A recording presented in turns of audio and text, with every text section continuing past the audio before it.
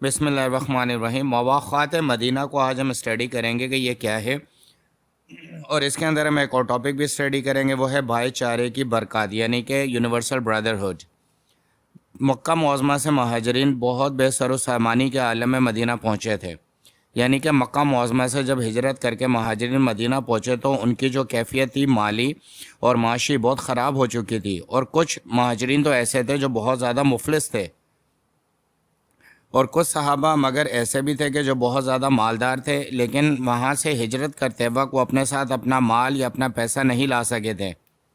اسی وجہ سے جب یہ تمام مہاجرین مدینہ پہنچے تو نبی پاک صلی اللہ علیہ وآلہ وسلم نے قریش اور انصار کے درمیان جو معاہدہ کروایا، جو بھائی چارے کی مثال پیدا کی، اسے ہی ہم مواقعات مدینہ کہتے ہیں۔ مواقعات مدینہ کا مطلب یہ ہو گیا کہ قریش اور انصار کے درمیان بھائی چارہ قائم کرنے کی مثال۔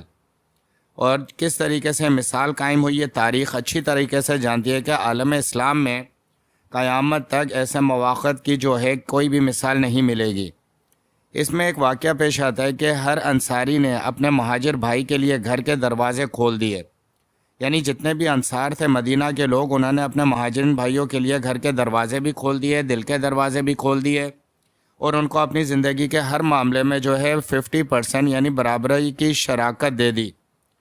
اس میں ایک مشہور واقعہ سعد بن ربی ہے، جو عبد الرحمن بن عوف کے بھائی بنائے گئے۔ مدینہ کے مالدار شخص تھے، یعنی کہ ان کی 2 بیویاں تھیں۔ انہوں نے اپنے مال اور دولت میں سے نصف حصہ اپنے بھائی کی خدمت میں پیش کر دیا، اور انہیں یہ بھی کہا کہ اگر تم چاہو تو میں اپنی 2 بیویوں میں سے ایک کو طلاق دے دیتا ہوں، ایک سے تم نکاح کر لو اور ایک میرے نکاح میں رہے گی۔ اس کے اوپر حضرت عبد الرحمن بن عوف نے ان کا شکریہ ادا کیا کہ نہیں میرے بھائی، آپ نے پہلے ہی اللہ تعالیٰ اور اللہ کے نبی کے کہنے پہ مجھے بہت کچھ دے دیا ہے، اللہ تعالیٰ میرا کوئی اور بندوبست کر دے گا، آپ اپنی دونوں بیویاں اپنے نکاح میں ہی رکھیں۔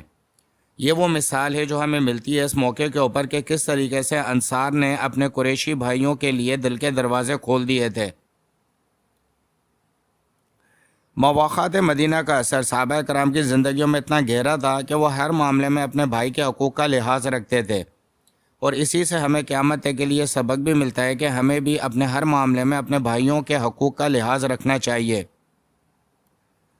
ان کی یہ روش تمام عمر قائم رہی، ان سے محبت اور اپنائیت کا رشتہ ان کا قائم رہا، اور ہر موقع کے اوپر انہوں نے ایک دوسرے کا بڑھ چڑھ کے ساتھ دیا۔ اچھا، ایسا بھی ہوا کہ کئی موقع پر منافقین نے انصار اور مہاجرین کے درمیان فساد پھیلانے کی کوشش کی، اور انہوں نے یہ کوشش کی کہ کسی طریقے سے انصار و مہاجرین کے درمیان نفرت پھیل جائے اور یہ ایک دوسرے سے دور ہو جائیں، لیکن ان کی یہ ساری کوششیں ناکام ہوئی، اور انصار و مہاجرین آپس میں مل کر ان کے خلاف ایک سیسا پلائی ہوئی دیوار بن گئے۔ تو یہ تھا مواقعات مدینہ۔ اب ہم دیکھ لیتے ہیں کہ اس بھائی چارے کی برکات کیا ہوئی، اس سے مسلمانوں کو کیا فائدہ ہوا، اور آج بھی اگر ہم بھائی چارے کو قائم رکھیں، اپنے مسلمان بھائی کو زیادہ بڑھ کے اپنا حق دیں، تو اس سے ہمیں کیا فائدہ ہوگا۔ انصار پیشے کے لحاظ سے کاشتکار تھے، یعنی کہ جو انصار تھے جو مدینہ میں تھے یہ سارے ایگریکلچرسٹ تھے، اور جو مہاجرین ان کے پاس آئے تھے یہ تجارت کا شعبے میں بہت مہارت رکھتے تھے، یعنی کہ تجارت کرتے تھے، ٹریڈرز تھے۔ تو انہوں نے مہاجرین نے جو ہے مدینہ کے اندر بازار کا رخ کیا اور کوشش یہ کی کہ بازار میں اپنے کاروبار کا آغاز کریں،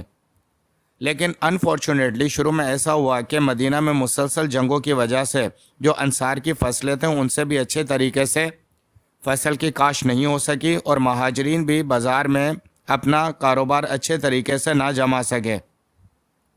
لیکن پھر اللہ تعالیٰ نے ان کو اوپر اپنے فضل اور رحم کی بارش کی، اور جنگوں کا وقت نکلنے کے بعد ان کے کاروبار اور فصلوں نے بہت زیادہ انہیں منافع دیا۔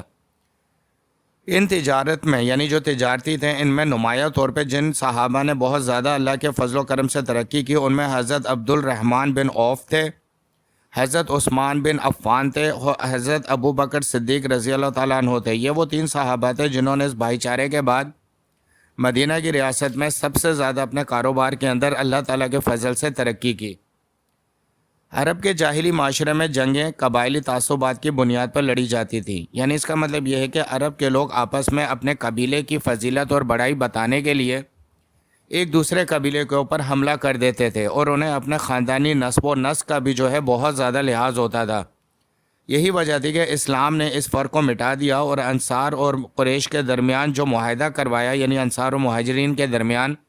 یہ مواخات سے دنیا کو یہ میسج پہنچا کہ آپ قبائلی طور پہ اپنی شناخت تو رکھ سکتے ہیں، لیکن بحیثیت مسلمان آپ آپس میں اللہ کے قانون کے مطابق ایک دوسرے سے جڑ جائیں گے، کیونکہ اللہ تعالیٰ نے اپنے قرآن کے اندر مسلمانوں کو تمام معاشرتی، معاشی، ہر قسم کے اصول کے ساتھ زندگی گزارنے کی تلقین کی ہے، اور اسی سلسلے کو ہم مؤثر اور بہترین طریقے سے بہت سارے مورخین اور محدثین کی کتابوں میں پڑھ سکتے ہیں۔ تو یہ تھا ہمارا ٹاپک جسے ہم مواخات مدینہ کے نام سے جانتے ہیں، اور جس میں جو بھائی چارہ قائم ہوا اس کو بھی ہم نے سمجھ لیا،